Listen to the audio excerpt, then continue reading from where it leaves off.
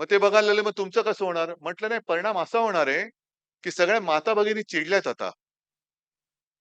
1500-1500 देऊन त्यांना असं वाटतं, की जणू काही सगळ्या महाराष्ट्रातल्या महिला ह्या आपल्या नोकरच झालेल्या आहेत. जातील कुठे? पैसे देतोय तुम्हाला. कोल्हापूरचे त्यांचे जे खासदार आहेत, मुन्ना महाडिक, त्यांनी उघड सभेमध्ये म्हटलं, की या महिलांचे फोटो काढून द्या पाठवून. कारण आपल्याकडनं पैसे घ्यायचे आणि त्यांच्या सभेला जायचं असं चालणार नाही. कोण आहेस मुन्ना तू? आणि मग मी पण जाहीर सभेतनं इशारा देतोय. प्रत्येक सभेत देतो, याही सभेत देतो, की इथे बघ किती माझ्या माता भगिनी आलेल्या आहेत.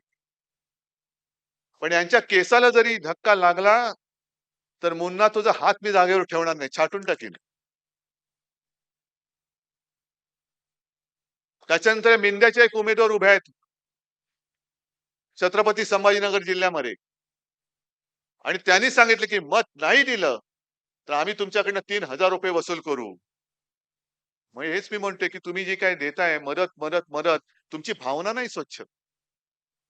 एक तर तुम्हाला लोकसभेमध्ये फटका दिला नसता महाराष्ट्राने, तर महाराष्ट्रामध्ये बहिणी राहतायत ते तुम्हाला कळलं असतं का? आणि मी स्वतः फिरतोय महाराष्ट्र.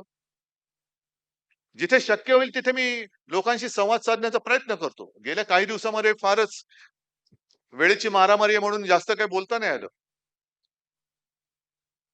पण गेल्या महिन्यामध्ये मी छत्रपती संभाजीनगर जिल्ह्यातच एका शेतामध्ये उतरलो होतो. सगळे शेतकरी धावत आले.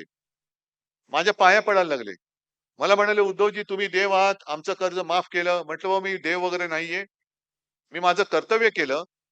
जर ह्यांनी गद्दारी केली नसती, तर 5व्या वर्षी सुद्धा मी तुम्हाला कर्जमुक्त करून दाखवलं असतं. तरी ठीक आहे. पुन्हा सरकार आल्यानंतर परत मी माझ्या महाराष्ट्रातल्या शेतकऱ्यांना कर्जमुक्त करणार म्हणजे करणारच हे वचनच आहे आपलं. पण जे मी तुम्हाला सांगत होतो, ते तिथे मग त्या शेतकऱ्यांना भेटल्यानंतर काही शेतमजूर महिला होत्या. बिचाऱ्या काम करत बसल्या तर काही शेतीचं. मग मी त्यांना विचारलं, "ताई कसं आहे? बरं आहे ना?" "हां, बरं आहे" म्हणे. "मग तुम्हाला